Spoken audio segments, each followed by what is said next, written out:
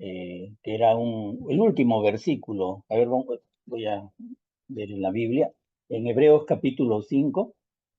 La semana pasada hemos leído vamos a leerlo por hoy desde el versículo 5. Así tampoco Cristo se glorificó a sí mismo haciéndose sumo sacerdote, sino el que le dijo: tú eres mi hijo, yo te he engendrado hoy.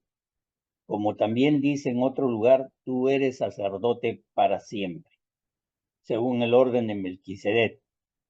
Y Cristo, en los días de su carne, ofreciendo ruegos y súplicas con gran clamor y lágrimas al que le podía librar de la muerte, fue oído a causa de su temor reverente, y aunque era hijo, por lo que padeció, aprendió la obediencia, y habiendo sido perfeccionado, vino a ser autor de eterna salvación para todos los que le obedecen.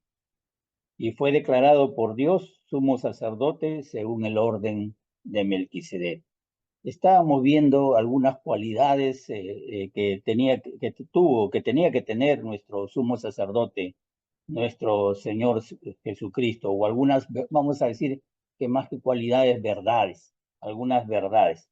Y quedó pendiente precisamente este versículo 10. Fue declarado por Dios sumo sacerdote según el orden de Melquisedec, pero va a encajar perfectamente con la enseñanza del día de hoy, ¿no? Es muy importante porque pues los hombres por cuestión didáctica hemos puesto títulos, subtítulos, todo eso ha sido escrito en una forma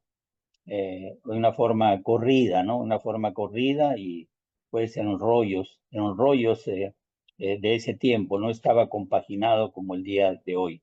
Entonces, y acá es una continuidad, ¿no? Y dice: fue declarado por Dios sumo sacerdote según el orden de Melquisedec. Y esta es una verdad que vemos con respecto a Jesús. Es una verdad que él dice que fue declarado sumo sacerdote. Y aquí el autor, como ustedes han podido observar, está regresando al tema del sacerdocio de Melquisedec, que acabamos de leerlo en el versículo 6, ¿no? El versículo 6. Y ahí se está refiriendo, el autor una vez más se está refiriendo a Salmo 110. Salmo 110, todos estos salmos se repiten una y otra vez en el libro de Hebreos. Es la fuente, una de las fuentes primarias que utiliza el autor, y lo encontramos, por decir, en Hebreos capítulo 1, lo encontramos en Hebreos hasta 2, 3 veces usa este salmo, lo encontramos en el Hebreos capítulo, perdón, sí, en Hebreos más adelante lo vamos a encontrar en el capítulo 6, lo vamos a encontrar en el capítulo 7, lo vamos a encontrar en el 8 y hasta en el versículo 10. Entonces, si Hebreos tiene un texto central, sería este Salmo 110, el cual, el cual ustedes, vale la pena repetirlo. Jehová dijo a mi Señor: siéntate a mi diestra hasta que ponga a tus enemigos por estrado de tus pies. ¿Se acuerdan de este versículo? Sí, ¿no? Entonces, aquí dice, en esta palabra declarado, Jesús fue declarado, es aquí varias veces hemos visto en el libro de Hebreo que se utilizan palabras únicas que no se utilizan en otros libros del Nuevo Testamento, la palabra declarado. Esta palabra declarado tiene una connotación un poco diferente a la que nosotros tomamos a nuestro español.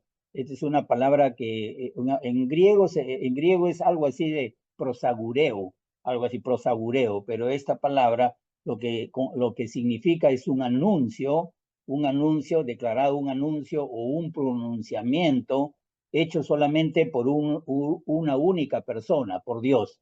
Vuelvo a repetir, esta palabra declarado es una palabra griega que significa que es un pronunciamiento o un anuncio dado solamente por Dios, solamente por Dios. Otro no declara, solamente Dios declara. Es por eso que nosotros podemos entender el peso el peso de este versículo. Cuando decimos que ha sido declarado, no está diciendo que ha sido declarado por los hombres, no ha sido declarado, no, ha sido declarado únicamente por Dios. Ahí, y como ustedes se dan cuenta, cuando dice fue declarado por Dios, está aclarando aquí el autor, está aclarando que la declaración viene de Dios y fue declarado sumo sacerdote. Entonces, qué interesante es saber que los sacerdotes en todo caso tenían que ser declarados como sacerdotes por Dios mismo. De lo contrario, si no era declarado por Dios o no eran nombrados por Dios o declarados por Dios, ese sacerdocio no tendría ningún valor. Ahora, todos los requisitos que están establecidos, que se establecieron, por supuesto, en la ley en el Antiguo Testamento, para nombrar para los sumos sacerdotes, han sido reunidos en Cristo. Hay requisitos dados en la palabra de Dios para los sumos sacerdotes, y fueron cumplidos por nuestro Señor. Y uno de los requisitos es que nuestro Señor, como sumo sacerdote, recibió entonces directamente el nombramiento de Dios. Dios lo nombró. Y eso es lo que hemos leído, ya lo hemos, en el 5:4 lo hemos leído, ¿no? Ahí donde dice, nadie toma para sí esta honra, sino el que es llamado por Dios, como lo fue a Aarón. Es la honra que solamente Dios lo tenía que nombrar, y Dios lo tenía que declarar, y Dios lo declaró, y él tomó para sí esta honra, como bien lo dice el autor de Hebreos en el versículo 4. Por supuesto, como el Hijo que Él es, está por encima, tenemos que entender que está por encima de los hombres, de otros sumos sacerdotes, de otros hombres, sacerdotes, los cuales, pues, por supuesto, por ser hombres precisamente, por ser humanos, ellos pecan. Pero tenemos a nosotros, ya lo hemos explicado la clase pasada, que tenemos a nosotros un sumo sacerdote que en realidad experimentó todas las pruebas humanas, todo lo que el humano tiene que soportar, todo el humano, él lo pasó, él experimentó las pruebas. Ya explicamos también que, que la experimentación del pecado más se da en la tentación que en el mismo pecado, y él fue tentado en todo, lo cual pues lo capacita a Jesús, a nuestro Señor Jesucristo, para entender a todos los hombres. Él lo capacita como sumo sacerdote para lograr tener un entendimiento cabal de los hombres. Y finalmente podemos decir que al obedecer voluntaria, en una forma voluntaria, porque él fue obediente, también lo hemos estudiado la semana pasada, aprendió que es muy importante ser sumiso, es muy importante la sumisión estricta a la palabra de Dios. Entonces, el punto de vista de Dios, de eso, siempre trato de no perderme del punto de vista de Dios, ha sido expresado en el hecho de que Jesús fue sacerdote, como dice, para siempre. Si ustedes observan cuando estamos leyendo el versículo 10 del 5:10, el 5:10 completando este estudio, que dice que fue declarado por Dios sumo sacerdote, ustedes comparen con el versículo 6. El versículo 6 también dice que tú, como también dice en otro lugar, tú eres sumo sacerdote, perdón, tú eres sacerdote para siempre. Y aquí encontramos esta palabra para siempre, mientras que en el versículo 10 no encontramos la palabra para siempre, solamente dice según el orden de Melquisedec.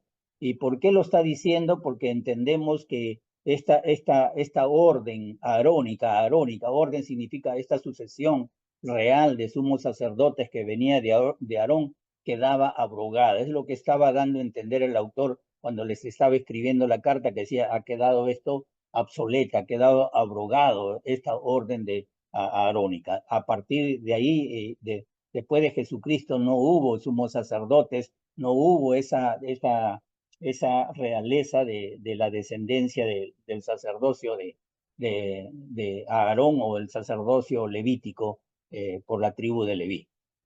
El hecho de que este antiguo sistema sacerdotal estaba quedando en el pasado, constituía una de las verdades, digamos, que era muy difícil de aceptar para el judío.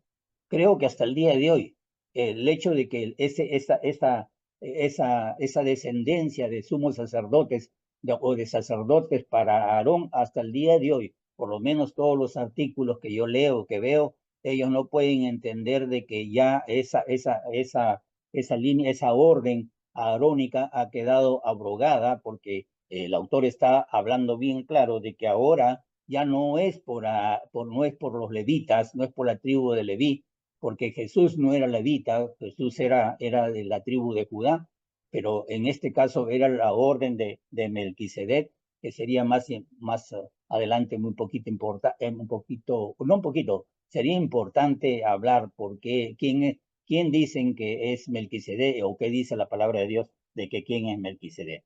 Bueno, la cosa está de que lo importante aquí es que tenemos que destacar que es muy difícil para el judío aceptar que no solamente que Cristo era sumo sacerdote, porque no venía del orden arónico ni de la tribu de Leví, y además mucho más aceptarlo como Señor de él, aceptarlo como Señor. Y ese era un problema precisamente que está confrontando el autor de Hebreos, porque acuérdense ustedes que judíos, hebreos, que se habían convertido al cristianismo y que por supuesto era por tener un conocimiento, vale la pena decirlo esto, por tener un conocimiento amplio de la palabra de Dios, por tener una capacidad intelectual de los judíos, y hasta ahora creo que lo tienen, por tener una capacidad emocional,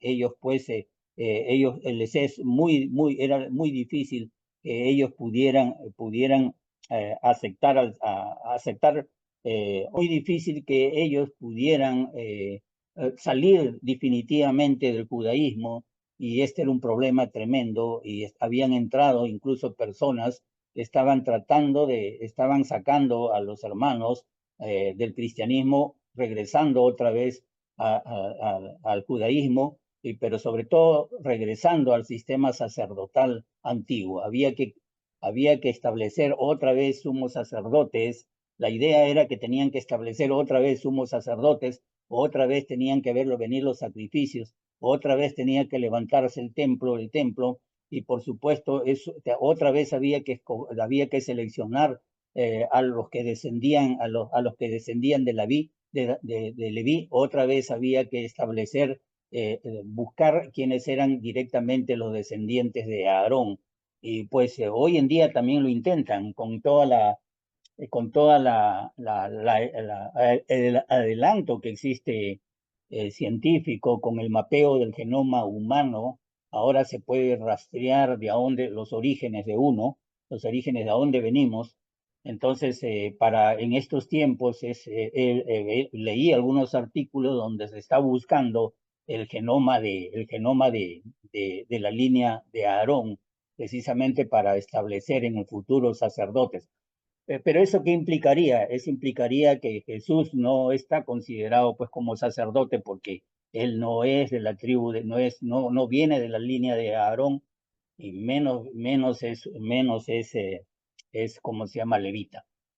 Entonces, esto es un tema muy amplio, más que creo que de cultura, pero no quiero apartarme del contexto de lo que está hablando aquí el autor.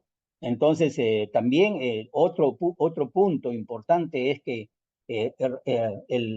una vez que se convertía el judío en cristiano, el judío en cristiano, tenía que él dejar su vida antigua, y por supuesto cuando se deja la vida antigua hay un fundamento. Cualquier persona tiene, cuando se deja la vida antigua, hay un fundamento en el cual dejar la vida antigua es considerarse en este caso santo. Santo significa separado, apartado para Dios, y para ellos la santidad era totalmente diferente.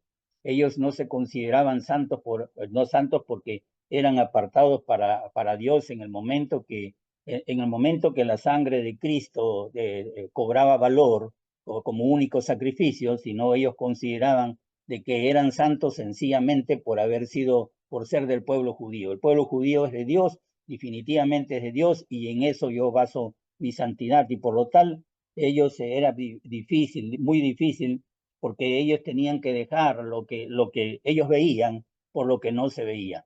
O sea, nosotros los cristianos, hablando no solo no de judíos, sino de todos los cristianos, gentiles o judíos, nosotros no vivimos por lo que vemos, no vivimos por lo que vemos, sino por lo que no vemos. Somos, como dijo Jesús, como el viento, no sabemos de dónde viene ni a dónde va. Él dijo así, son todos a todos aquellos que son nacidos del Espíritu. Entonces, ellos tenían que dejar lo visible por lo invisible y era muy difícil. Hoy en día, este es un problema tremendo, pues, especialmente para los jóvenes, ¿no? Para los jóvenes es muy, y para todos de esta generación, no solamente para los jóvenes, es muy difícil dejar lo visible por lo invisible. Y el judío, pues típico, ese judío original, consideraba que la creencia, el judaísmo ortodoxo, consideraba que la creencia cristiana era totalmente de Satanás. Hoy también sucede lo mismo. Hoy no lo sabe, no, nosotros no lo vemos, pero si alguien quiere ver algún documental, yo no tengo Netflix, pero una vez aproveché, creo en Lima, por mi hermana, aproveché para ver una serie de un documental de cómo se llama, de los judíos, y ustedes pueden ver cuál es su cultura, el día, cómo consideran a los que no son judíos en sus tratos, en sus negocios, en su vida. Entonces, ¿por qué? Porque ellos consideran que son, pues, que la creencia, que los cristianos no vienen de Dios, sino vienen de Satanás. Entonces, el autor de Hebreos, él dedicó mucho tiempo para esto, dedicó tiempo, digamos que usó los espacios necesarios para explicar a sus lectores la verdad acerca del sumo sacerdote o del sumo sacerdocio de Jesús. Por ahí creo que con eso podemos pasar al día de hoy, a la clase del día, a la clase del día, a la clase del día de hoy, pero no sé, no sin antes, para hacer un pequeño corte, quizás si no se note como que fuera toda una, quizás podemos orar, o yo puedo orar un ratito por esta clase, ¿no? Amado Padre, eh, ata todo viento de doctrina, Señor, que esté en contra de tu palabra. Padre amado, oramos para que tú, Señor, trabajes nuestros sentidos espirituales, para que desarrollemos nuestra mente, desarrollemos nuestra manera de pensar, con la capacidad de aprender a discernir entre el bien y el mal.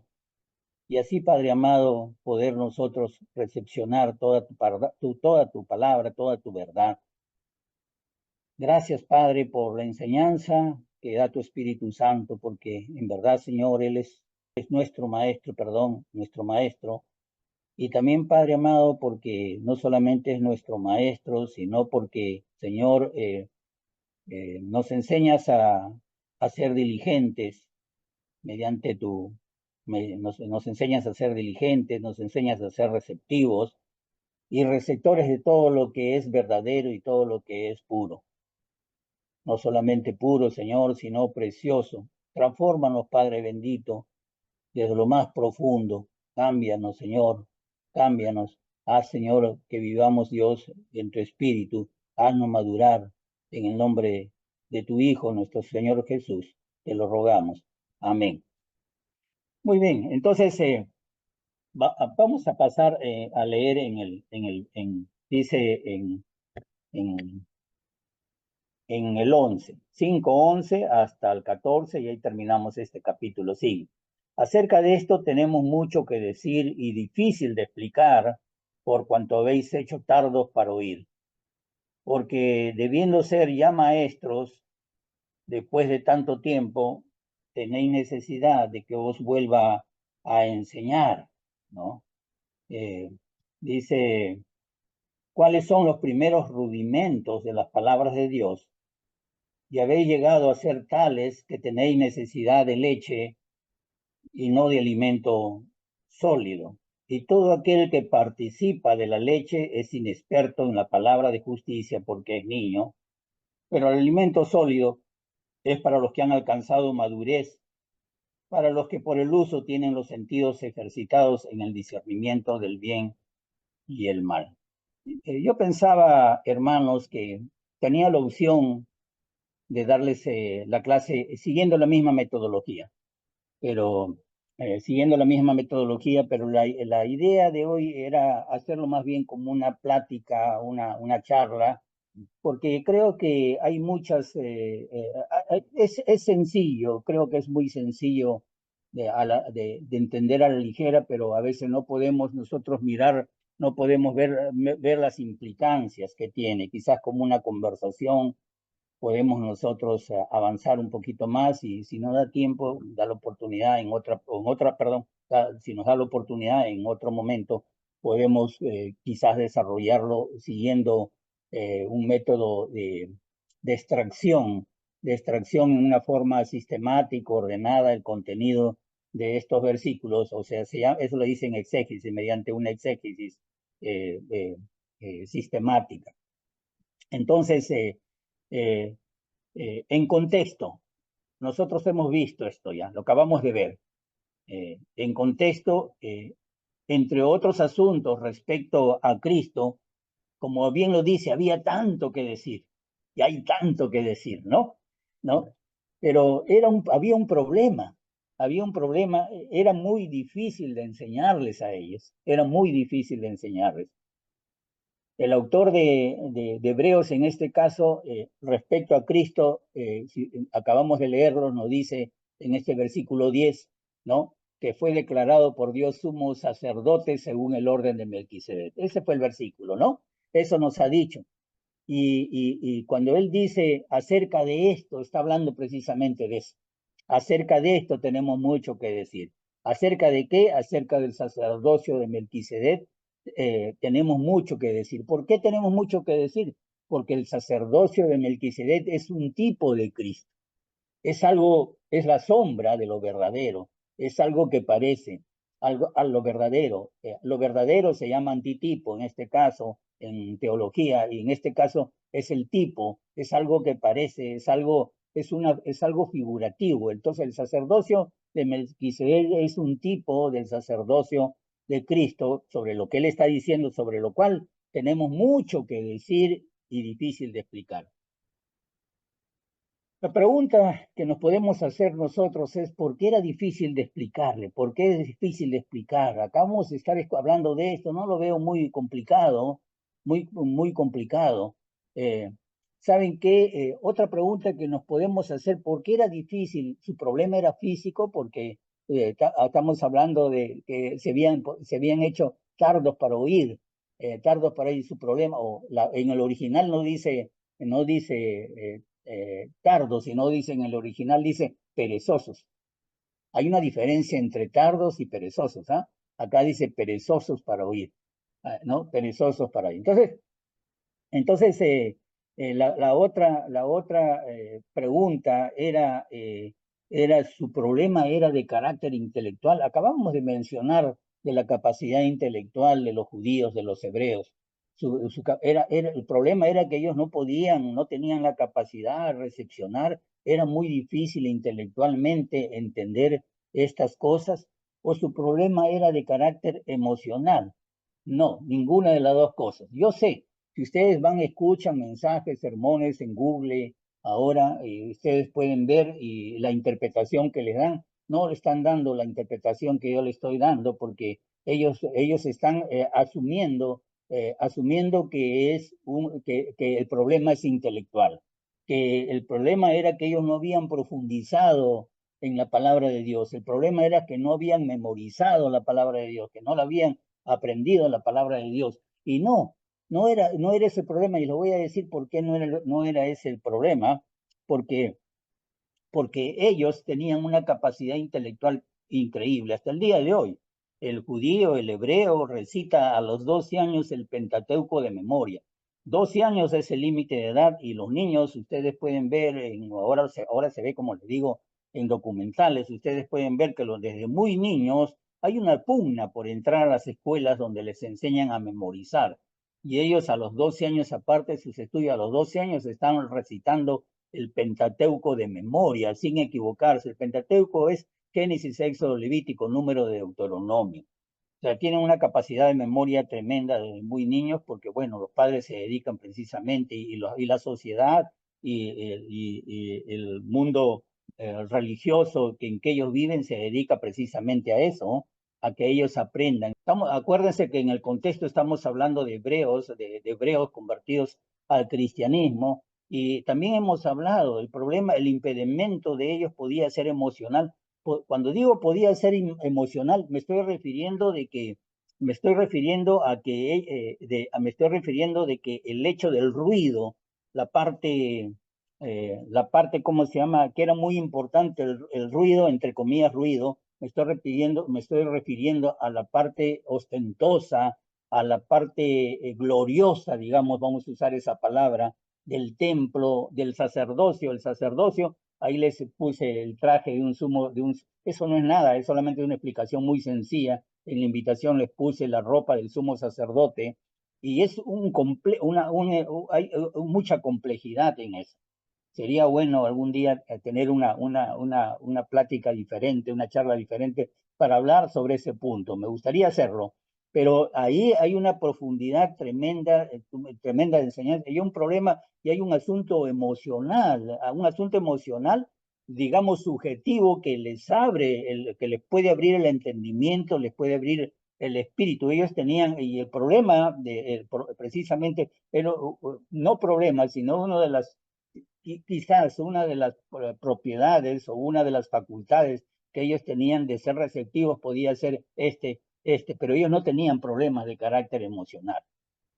Si no tenían problemas de carácter intelectual, niños recitando, perdón, el Pentateuco, incluso aún estaba vigente el sacerdocio levítico, no podían ignorar. Si bien habían pasado aproximadamente 30 y tantos años, 3 décadas, todavía estaban la gente adulta, la gente madura, 3 décadas, 30 años atrás o 38 años atrás de cuando se escribe el libro de Hebreos, todavía se habían celebrado el sacrificio, o sea, y todavía no se había roto, no se había roto la cortina del templo de arriba hacia abajo cuando Jesús fue a la cruz, porque en ese momento se paralizó todo ese tipo de servicio que se hacía regularmente, especialmente el día de la expiación.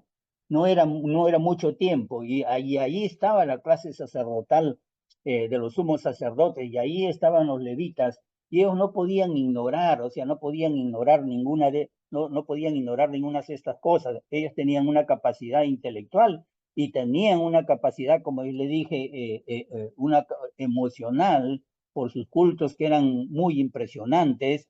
Y aquí, pues, el texto que nosotros estamos usando, este texto del 5 del 11 al 14 que lo acabamos de leer, indica pues que el gran problema que ellos tenían, si ustedes lo leen, estos 5 versículos, se van a dar cuenta que el gran problema que ellos tenían era la falta de, vamos a usar esta palabra, capacidad espiritual. Es decir, que ellos tenían una espiritualidad muy superficial, o digamos de otra manera, que no tenían una espiritualidad profunda en ellos, no había profundidad en su espiritualidad. Y pero esto, hermanos, no era un problema nuevo. Y no era nuevo para cuando estaba escribiendo el autor de Hebreos esta carta, no era un problema nuevo. ¿Por qué les digo que no era un problema nuevo? Porque esta falta de capacidad espiritual o de profundidad espiritual en el pueblo de Dios, fue un problema también para Jesús. Yo estuve estudiando, me dediqué más a profundizar en el tema, me dediqué a ver, a leer, a releer algunos pasajes del Nuevo Testamento y encontrar si Jesús había tenido el mismo problema que estaba teniendo el autor de Hebreos para decir, hay un problema aquí, hay un problema, hay mucho que decirles, pero no lo puedo, no, ellos no pueden recibirlo.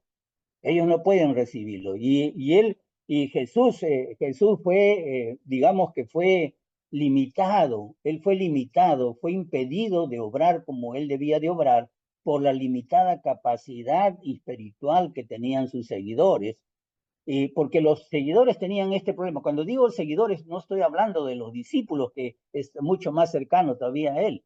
El problema de sus seguidores incluyendo el de sus discípulos, no era tampoco la falta de capacidad intelectual que ellos tenían, ni era tampoco la falta de capacidad emocional, porque los discípulos de Jesús y sus seguidores en los diálogos que vemos, en los diálogos que vemos, ahora vamos a ver en Lucas, en esos diálogos que vemos en los 4 evangelios, podemos nosotros observar que ellos razonaban muy bien, pensaban muy bien. Entonces no era problema intelectual, el problema de ellos era su capacidad espiritual, y una otra vez lo hace notar el Señor. Ellos no lo estaban entendiendo, no le estaban entendiendo el Señor. Imagínense ustedes, yo quiero que ustedes piensen cuánta frustración había en Jesús. Hay tanta frustración que en algún momento él exclamó y él dijo, ¿cómo me angustio? Dijo Jesús, de su frustración, de su frustración. Y ustedes, es una tarea para ustedes. Les voy a dejar, solamente yo les voy a decir un poquito, pero lean porque es largo. Lucas capítulo 12. Lean este capítulo después de esta clase. Yo les recomiendo que lean 12 y que vayan pensando qué es lo que está pasando en todas las enseñanzas, en todas las parábolas que está hablando él, con quiénes está. Primero está con una multitud de seguidores y Jesús les está narrando una parábola, dice para que ellos estén vigilantes. Precisamente la parábola se llama el siervo vigilante, ¿no? Al comienzo vemos en Lucas capítulo 30 hacia adelante, creo 35, hasta el 35 al 40, así está bien claro. 35 al 40 y del 40 al 50, algo así. Bueno, aquí tenemos nosotros que él está, entonces ahí ustedes pueden ver ese diálogo, pero una vez que él termina esta parábola, interrumpe Pedro. Y cuando le interrumpe Pedro en el 41, interrumpe Pedro y le dice, Señor, ¿dices esta parábola a nosotros o también a ellos? Imagínense la frustración que tiene el Señor, porque Pedro se estaba sintiendo, bueno, que toda esta enseñanza de estar vigilantes era para los seguidores, no era para los discípulos, no era para los discípulos de él, no era, es decir, para los apóstoles. El Señor, ¿este solamente es para ellos o también nos los estás diciendo a nosotros? Yo me imagino que el Señor se sintió frustrado, entonces se ve obligado a narrarles otra parábola, ahora sí a sus discípulos, que es la del siervo infiel. Ustedes lean esa parábola para explicarles, en otras palabras, el punto de esta parábola era explicarles que los discípulos tienen mayor responsabilidad. O sea, Señor, ¿es para nosotros también? No, no, Pedro, es para ti. Tú tienes mayor responsabilidad. Tú eres mi discípulo. Discípulo es estar bajo disciplina. Tú estás bajo mi disciplina. Tú tienes mayor responsabilidad que la masa que me sigue. Entonces, no estás entendiendo, Pedro, porque él dice, ¿no? Porque todo aquel a quien se haya dado mucho, mucho se le va a demandar, se le demandará. Y todo aquel al que mucho se le haya confiado, al que mucho se le dé confianza, se le haya confiado, mucho se le demandará, concluye Jesús. Eso lo concluye en el versículo 50, por eso me lo he prendido porque está bien cortadito así, ¿no? En el 50. Y inmediatamente Jesús expresa su frustración.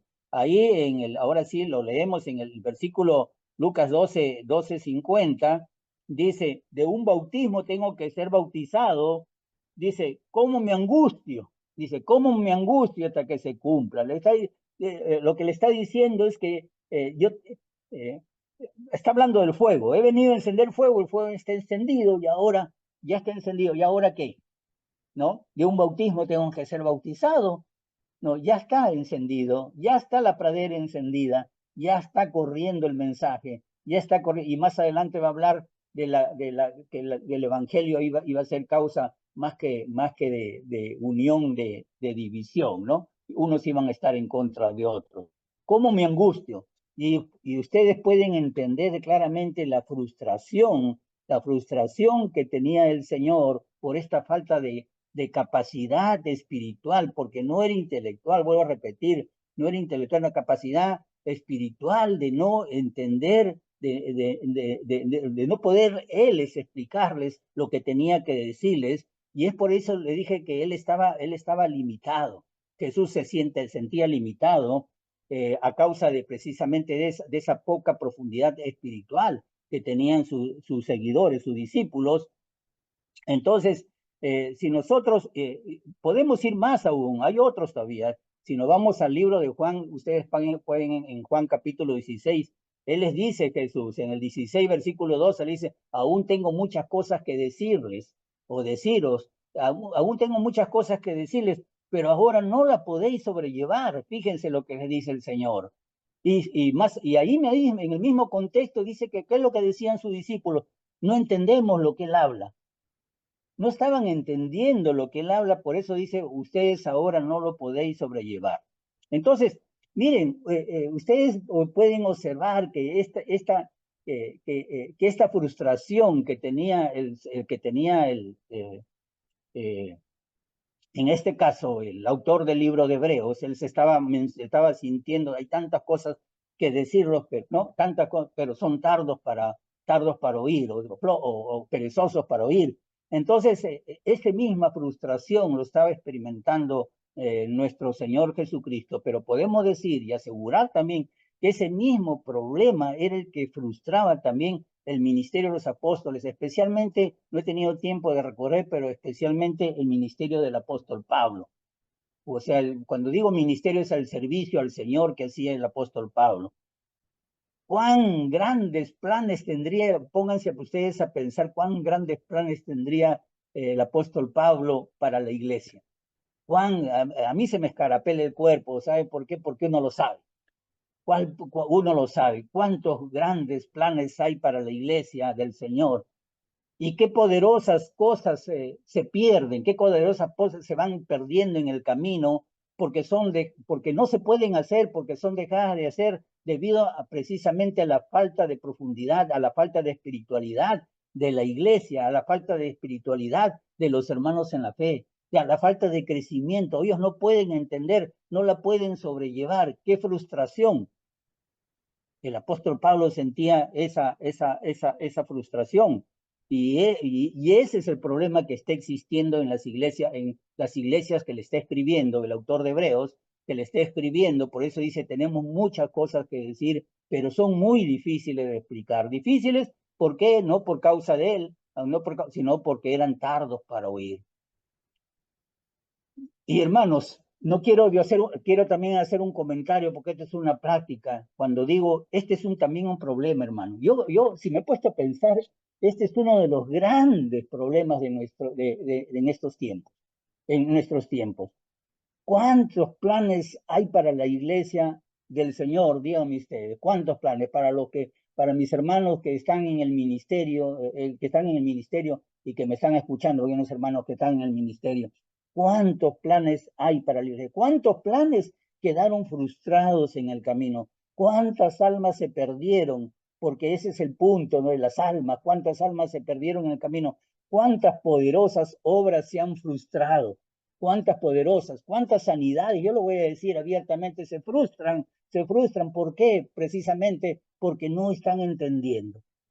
No están entendiendo, o sea, hay muchas cosas que decir, pero no la pueden sobrellevar, no están entendiendo. No están entendiendo que ningún milagro se va a dar de Dios, ningún milagro se va a dar en la división. No están entendiendo que ningún milagro, que Dios jamás va a actuar en un cuerpo separado o dividido. No se van a dar cuenta que ningún poder de Dios, ninguna oración es oída cuando no hay unanimidad, y unanimidad es diferente a unidad.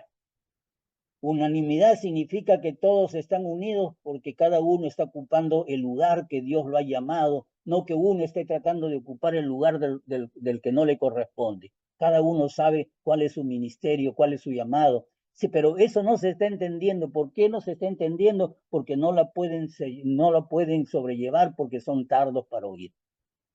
Increíble, ¿no?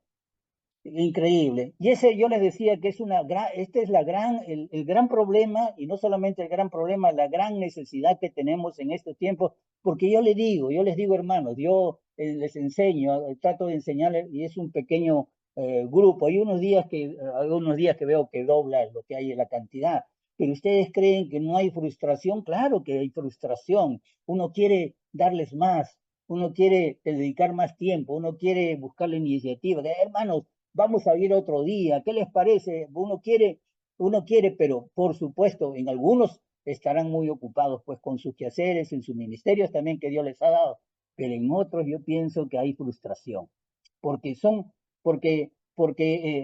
hay a veces experiencia, hay personas que han pasado más de 20 años en iglesia y un día vienen y dicen, bueno, yo no sabía nada, recién he aprendido el día de hoy, han pasado 20, 30 años y no han aprendido absolutamente nada. El maestro fue el mal maestro, no les enseñó nada.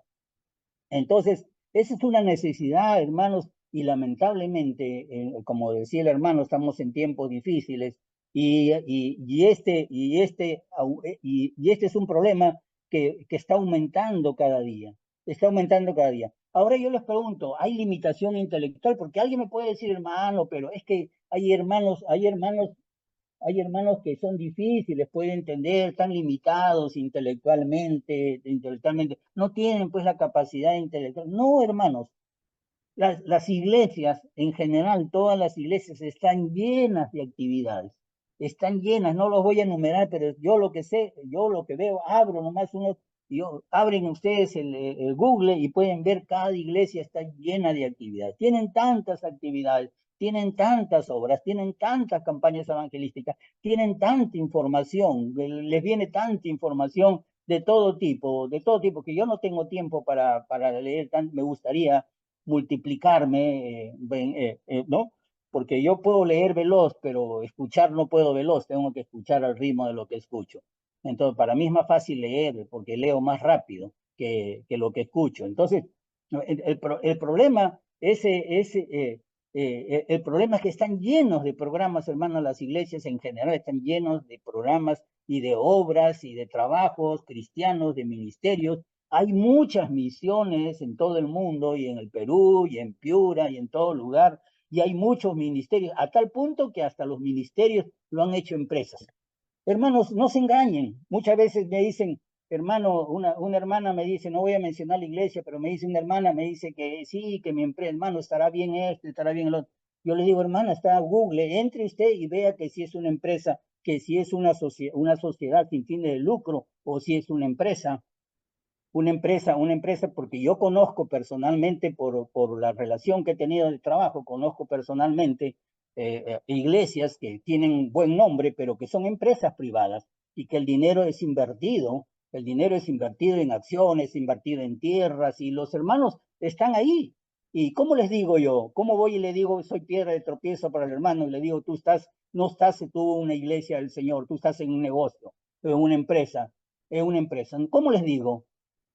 Porque conozco personas que se me han acercado y no se me han vuelto a acercar porque me han llamado, han querido tener contacto conmigo, y son empresas, son ONGs o empresas dedicadas, y lo curioso que los miembros, aquí hay unos hermanos que saben, que me están escuchando, curiosamente que los directores no tienen nada que ver con el cristianismo, y predican cristianismo, gente del mundo que nunca se bautizaron y que bautizan a otros. Entonces, lo he visto en fotos y lo sé quiénes son. Entonces yo digo, ¿cómo es posible? El problema, capacidad intelectual no hay, amados hermanos. No hay. Estamos llenos de programas, pero no hay tiempo. Lo que no hay es tiempo, hermano. No hay tiempo para esperar en Dios. No hay tiempo para esperar en Dios. Lo emocional, yo les diría, lo intelectual, eso son partes del alma, son partes del ego de las personas, son parte de la mente, de la emoción, de la voluntad. Hermano, estamos en tiempos donde se glorifica el yo, el ego.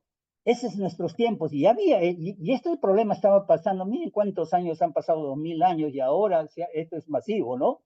Entonces, ¿por qué? Porque el hombre está buscando afirmar su ego, y los cristianos, hermanos, no están exceptuados de eso. Esa es la lástima que me da, y en medio de todo esto, hermanos, es la poca profundidad que existe espiritual, la superficialidad de la capacidad espiritual. Y hermano, yo lo veo esto como algo trágico. ¿Cómo es posible? Conozco personas que hablan de sus iglesias personales. Es la iglesia de mi casa, es la iglesia de mi familia, es mi iglesia, son sus iglesias. Han usurpado el nombre del Señor, han tomado el nombre del Señor, no tienen temor a los juicios del Señor. Van a venir juicios, con toda seguridad. Pero yo digo, dígame si lo que le estoy diciendo no es trágico. Claro que es trágico. Los cristianos a los que le escribió el autor de Hebreos eran como estos precisamente judíos israelitas de antaño, israelitas antiguos, porque si ustedes ven ahí, hemos leído en el capítulo, en el 4 nosotros hemos estudiado que ellos no se beneficiaron de lo que ellos habían escuchado, lo que habían oído. ¿Cuál es la causa? Por supuesto, la causa ellos que no tuvieron en cuenta a Dios. ¿Cuál es la causa? ¿Cuál es la causa ahora? ¿No? Como en los casos que hemos hablado de nuestro Señor y de la carta de Hebreos, la causa, vuelvo a repetir para que quede bien claro, esa falta de capacidad, o digamos la incapacidad espiritual, la limitación espiritual, y eso en este caso los judíos se daba por el bloqueo, por la imposición de una tradición. El problema del judaísmo era la imposición de una tradición. En ambos casos, tanto como el autor de Hebreos que está hablando, como en los casos que habla, que se está refiriendo a los tiempos del pueblo de Dios en el desierto, que ellos no entraron en el reposo, a eso se estaba refiriendo, no entraron en el reposo de Dios, ¿no? ¿Por qué? Porque no lo mezclaron con fe, no lo mezclaron con fe. Y aquí, en los mismos casos, en el caso del autor de Hebreos, como le digo, y en estos casos, el judaísmo fue una barrera muy difícil que atravesar. El apóstol Pablo dijo en Gálatas que había roto esa pared, esa barrera que dividía a ambos pueblos, a los judíos y a los gentiles, y de ambos había creado un solo pueblo. Ya no había judío ni gentil, ya no había varón ni mujer, ya no había un solo pueblo. Y yo quiero que no lo tomen a mal. Yo no estoy diciendo que el judaísmo es malo. El judaísmo tenía su visión y tenía una misión. Tenía su visión y tenía una misión.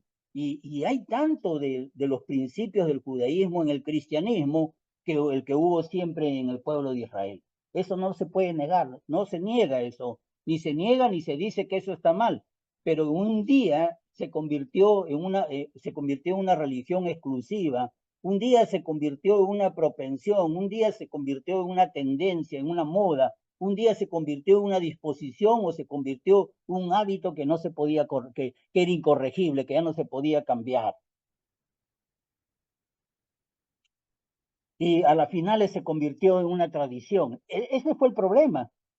Y la tradición tiene que ser rota, la tradición reina hasta que Dios expone la tradición. Y eso es lo que pasó con el cristianismo. Y lamentablemente, hermanos, esta tradición hace a sus víctimas incapaces, puedo decir, de razón, de tener una mente crítica, incapaces de aceptar y de adaptarse a algo nuevo, a alguna luz nueva del Espíritu de Dios, del Espíritu Santo, que nos muestra la palabra. Entonces, me gustaría, hermanos, el tiempo nos ganó, me gustaría, creo que no he avanzado con esta enseñanza, pero quizás hay algunos puntos que me hubiera gustado hablar, porque yo lo separé, una incapacidad para enseñar, existe no solamente hay una incapacidad para recibir, sino una incapacidad para enseñar, porque debiendo ser ya maestros, no lo son, ¿no? Había una continua necesidad de leche espiritual, de leche espiritual. Y eso lo podemos ver, si Dios quiere, en la siguiente semana. Yo creo que vale la pena. Hoy, como le dije, lo iba a hacer como una plática, pero qué difícil, hermanos, qué difícil. Hay, por supuesto, la Biblia nos da salidas. El libro de autor no nos ha dejado sin salida. Y si ustedes han sido perceptivos a las clases que hemos estado llevando, ustedes ya se han dado cuenta que él estaba que ya el autor había dado un remedio para el oído perezoso. ¿Por qué? Porque en Hebreos, por decir capítulo 2, empezando nomás en el primer versículo, cuando hemos estudiado, el autor nos está diciendo, presten atención, pongan atención. En Hebreos capítulo 3 también, en el capítulo 3 nos dice que consideremos a Jesús, considera a Jesús, es el resumen del versículo. En Hebreos capítulo mismo, capítulo 3, versículo 8, nos decía, no endurezcan su corazón, como lo hizo Israel en el desierto, que ellos endurecieron su corazón. En Hebreos capítulo 3 mismo nosotros podemos encontrar, miren que no, miren ustedes, tengan en cuenta ustedes, o tengan, observen o preocúpense, que no hay un corazón malo de incredulidad en ustedes, un corazón duro, un corazón malo de incredulidad. Y en Hebreos, el capítulo que hemos tocado, capítulo 4, nos dice que temamos, pues, para que nosotros, si nosotros queremos entrar en el reposo de Dios. Y en el mismo 4 nos ha dicho que, no, el mismo capítulo 4 pasado nos ha dicho que procuremos entrar en el reposo de Dios y que no seamos desobedientes. Y en Hebreos mismo 4 dice, nos está diciendo que nosotros nos debemos agarrar de nuestra confesión. Esa confesión, está hablando de los cristianos, esa confesión que hicimos al inicio. Señor, creo en ti, creo que tú eres el Hijo de Dios.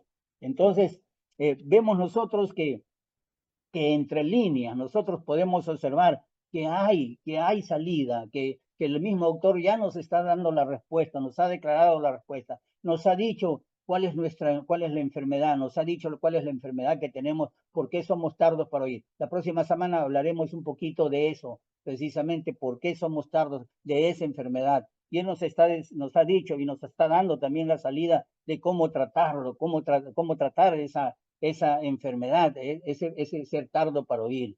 Entonces, si nosotros hemos podido ver en estas clases toda esta cosa que le digo, lo hemos podido de soslayo, hemos podido ver así entre los versículos que hemos visto, hemos estado adquiriendo algo del conocimiento de estas enseñanzas, algo de este conocimiento, pues vamos a estar entendiendo vamos a estar entendiendo que sí, el Señor y el autor de Hebreos le dio la salida a ellos para crecer espiritualmente, para